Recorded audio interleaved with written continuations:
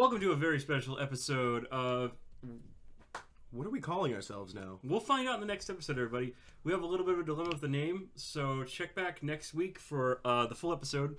For right now, we're going to do a little bit of a shorter episode this week, and we have a very special guest on this today. He's not here live, but we do have a recorded interview. Before we go into it, I got to give some warnings here. The mic quality isn't the best. The reason we had to use my crappy old mic that I used to use when we were going through Skype to record the phone, it still went off really well and recorded very well. There were a little bit of popping, so mind your ears if you're wearing headphones. If not, you're fine. If you're in the car, don't swerve off the road. We'd worry about you. Damien leads this one pretty well. I was sick. I was definitely ill at that point. So enjoy the episode, and we'll be back right after this interview. Here on our podcast today, we have a special interview for all those fine folks at home. We have one James Gurney, author of the acclaimed Dinotopia series, spawned multiple books and a mini-series. You've probably heard of it. James, say hi to our fans. Hi there, everybody. Glad to be part of your podcast interview. And we are so glad to have you. All right, well, let's jump right into it. Face first, as they say. That's the saying, right? Jumping into something face first. Or is it feet first? Absolutely. That's the best way to jump into anything. Okay. Now, I actually have a real quick question I wanted to ask you right off the bat. This is coming from one of your fans who is one of my coworkers, actually. I mentioned that we had an interview scheduled with you, and he went, "Oh, I love Dinotopia!" And he has a question he wanted me to ask you. Now, James, I'm going to quote him verbatim. For real, is Dinotopia on the planet, or did that storm portal them into another dimension? Well, I've gotten this question from a few different people, including a brother and a sister. Well, the sister wrote to me, and she said, "Dear Mr. Gurney, my brother says that Dinotopia is not real, and I think it is real, and please tell us the answer and don't lie." And I think they really got at the essence of it. Is it real or not? It was a tough one to answer, and I told them that there are some things in our world that are real that we can't confirm with our senses. I've never actually been there. I mean, her brother's right in a way, because I did write and illustrate this book about this place that I can't find on a map. And yet, on some level, it seems to be real, because when I close my eyes, I can imagine it. And as a community of readers, in the nature of fiction, and especially this kind of fiction, where we're creating a realistic image of a world, where it sort of takes on a reality in your mind. So I suppose at some level of platonic reality, yeah, it is real. It's beyond the veil. That is an excellent answer. Yeah. Thank you. He's going to be very excited to hear that. Totally. All right. Sam, your turn. Well, I had a question. I wanted to know what your inspiration for Arthur Dennison was. Well, he is a character that I really needed for telling the story, because I wanted to do it in the form of a Victorian explorer's sketchbook. And first I wanted to set Dinotopia in the present era, and to kind of riff off of the discovery of the Titanic by Ballard. And I realized quickly that, that having it in the modern world would be not as believable as going back to this Victorian period when there still were white areas on the maps. And I was intrigued with all these explorer stories of Richard Burton and Stanley and Livingstone and all these guys who were exploring the dark continent of Africa and South America. And so I really read a lot of these early accounts, and then based Arthur Dennison on some of these amazing, larger-than-life Renaissance men who explored the world and often kept sketchbooks and collected botanical samples as they went. Right. And I had done an illustration for National Geographic magazine when I was just starting out as an illustrator, a whole story on Alexander Humboldt, who was a German explorer, another one of these people, a scientist and also a philosopher and artist and a lot of different things. And so anyway, so Arthur Dennison, his looks are based on a number of different people, including my dad and a number of other people, but I couldn't find the exact person to pose for him, so I ended up sculpting a small maquette of his head, and they used that for reference for Arthur Dennison in various poses. You mentioned multiple times that you've worked as an illustrator before. I just wanted to say you have some of the best illustrations I've seen. Just hands down, excellent skill. Oh, well, thank you very much. I mean, my heroes were people like, as a kid, my two heroes were M.C. Escher, the Dutch artist who did a lot of mathematical pictures, and Norman Rockwell. And they may not seem that similar at first, but both of them are the kind of created the kind of images that really pull you in and reward you with lots of details. And I was fascinated by Norman Rockwell's process, where he would do lots of sketches to get the concept worked out, and then he would get models in and do drawings from them, then do a full-on charcoal drawing, and all of those steps, the color sketch. I've tried to follow that basic outline, even on doing more things in the realms of fantasy and science fiction. All right. Wow. I mean, I'm not surprised to hear that Escher's one of your inspirations. That's good name dropping. I like that. We have another question. This is coming from another one of our fans. Now, well, I want to ask how the TV series came to be and how involved you were in the production of it, what you thought of the end product, etc. Okay, well, backing all the way up to when I was developing Dinotopia as a book, I was choosing a lot of images which, at the time, in the late 80s, would have been impossible to do in live action. People riding dinosaurs and a waterfall city, which, it's hard to miniaturize water in the early era of the Star Wars effect. So I was doing all these paintings as things that Hollywood could never make into a movie.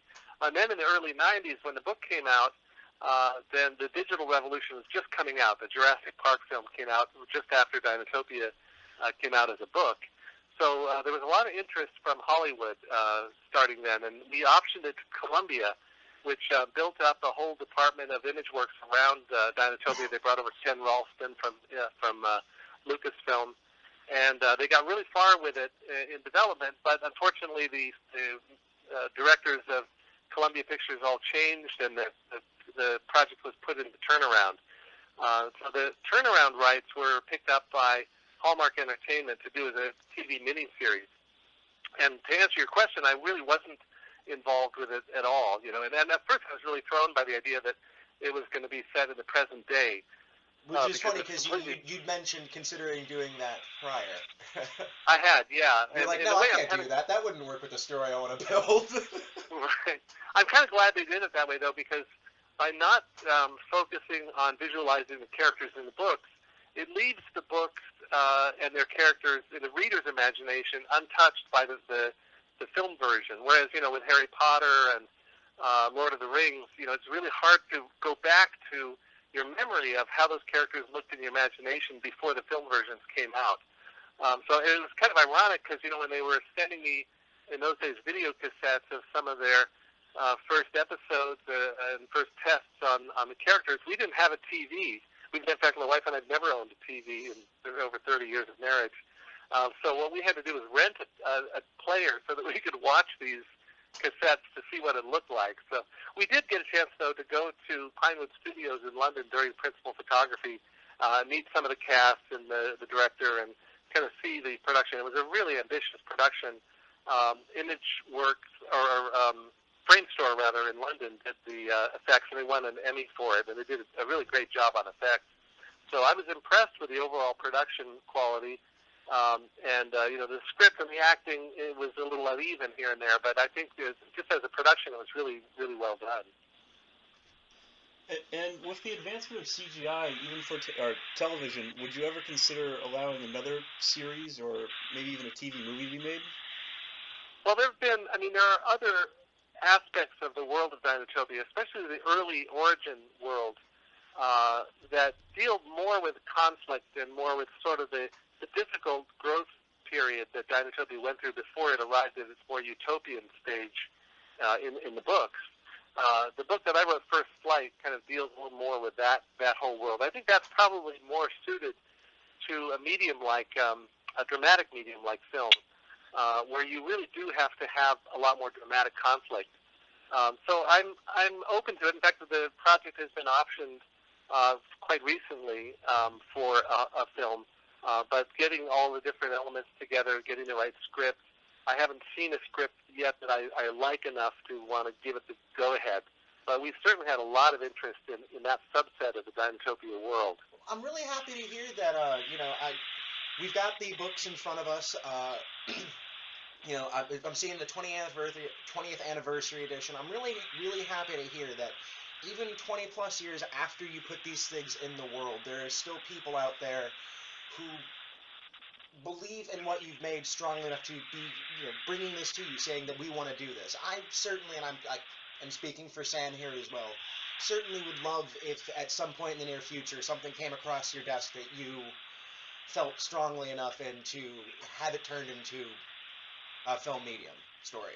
Yeah, I think it's a more difficult story to adapt to film than Lord of the Rings or Harry Potter, in the sense that it doesn't really have a strong good versus evil philosophical backdrop. Writing about a utopia is much harder in a way than writing about kind of the classic bad guy and the big battle at the end, between all the bad guys and the good guys. And that was a conscious choice on my part in developing Dinotopia, because I was inspired so much by a lot of the Irish folk tales and the Italian folk tales and Jonathan Swift's Gulliver's Travels and some of these fantasy stories that are quite different from the ones that a lot of our modern myths have been based on. Yeah, I gotta say, it was pretty refreshing to read a utopian story that wasn't actually a dystopian story in, disguise. Well, I'm glad to hear that, and I was really, you have to be careful not to get either preachy or abstract with a utopian story. So I made a real effort to be really practical and deal with how everyone, deals with the dinosaur dung, and how they deal with raising food and how they deal with transport and all just the things that you would get if you were trying to report in a travel guide on some really foreign land. Yeah, that's really what it feels like, kind of a travel guide. Yeah, kind of. That was the first idea, was to do it as a travel book, and then we had the idea of doing it as a Victorian narrative. So it was a very large project. It took about 3 years to do each book, because you've got 150 paintings. And as a book, it was really geared more for older readers. This is a real gap in the book marketplace, is visual books for older readers. There are graphic novels, of course, especially recently. But at the time the book came out, every publisher thought in terms of picture books as the things you wean first graders off of in order to read chapter books.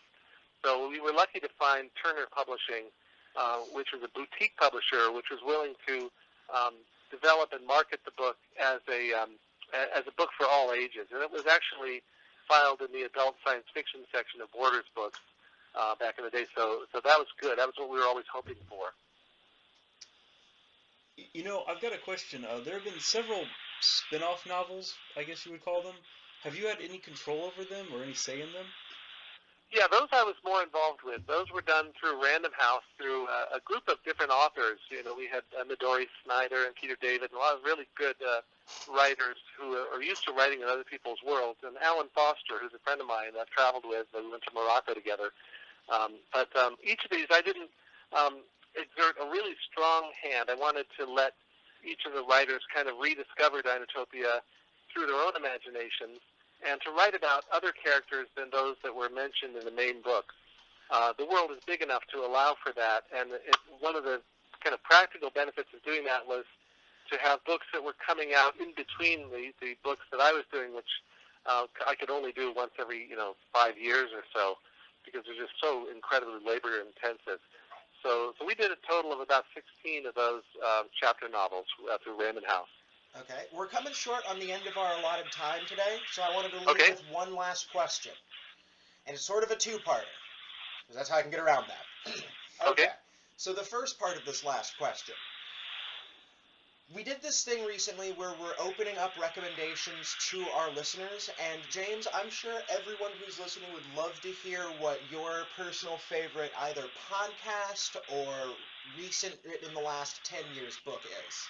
Informative or not, doesn't matter. Okay, so podcasts or books, did you say? Yeah, podcasts or books.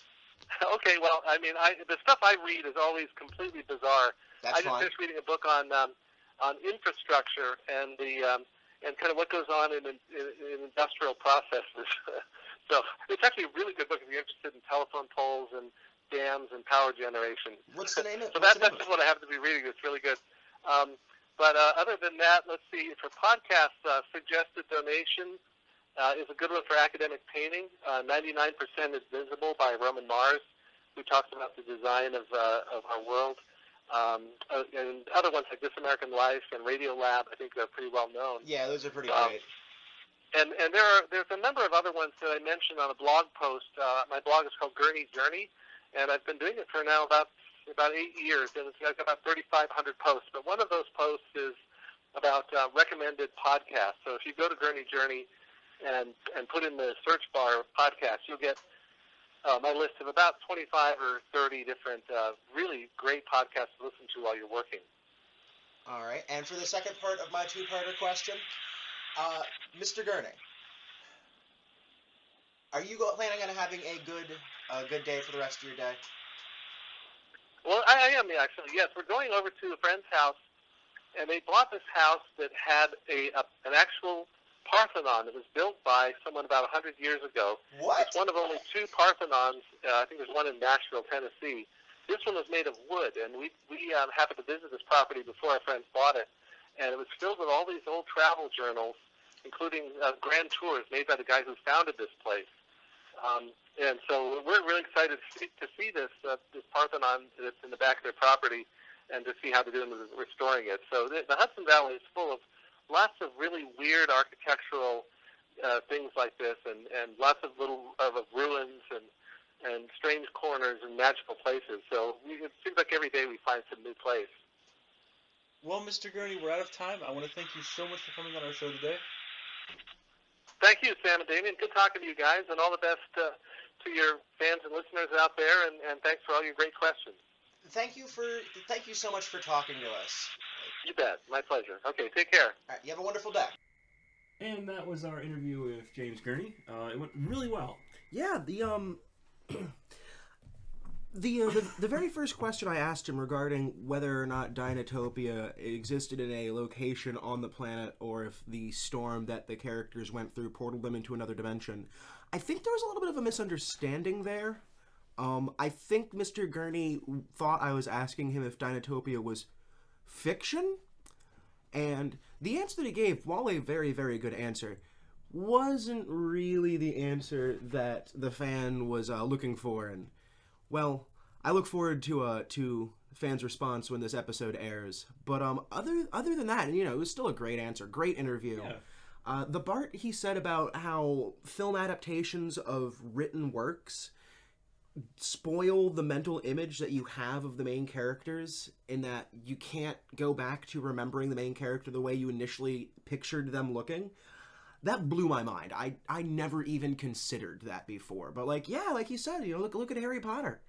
Yeah, like you would never envision. Well, I mean, Harry Potter's a bad choice. I mean, those kids they got, they're so close to the pictures. Yeah, in the book, and like even like the adult actors are close.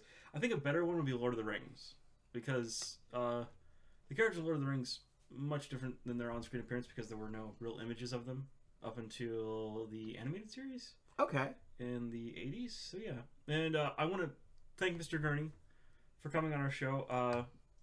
After purchasing your books and getting that personal email from you about you shipping them out and signing them, considered sending you an email to see if you'd come on our podcast, and you did, especially on a day where you had something else planned. Yeah, that was really amazing of you, Mr. Gurney. You made us both very, very happy. You did. And anytime you would like to return to WTAP and or insert name here that will be coming next week, we'll talk about that more next week. You're always welcome to come back on for a follow-up interview. We have, all these books. They're actually on our desk, on our set. So if you ever want to come back on and talk some more, just hit us up. What if we start interviewing him about books he didn't write? Ooh, that would be fun. Like talking to him just about random books. Yeah, that'd be a fun little thought experiment. Totally. So again, thank you to Mr. Gurney. Thank you to our listeners. We'll be back next week with a full episode. Thank you, Sam, because you're the one who set that up. No, man. Thank you for kind of covering my butt when I was sick. I mean, you made sure, we got through that, and it's all up to you, man. Sometimes. Well, let's hug it out later. Okay.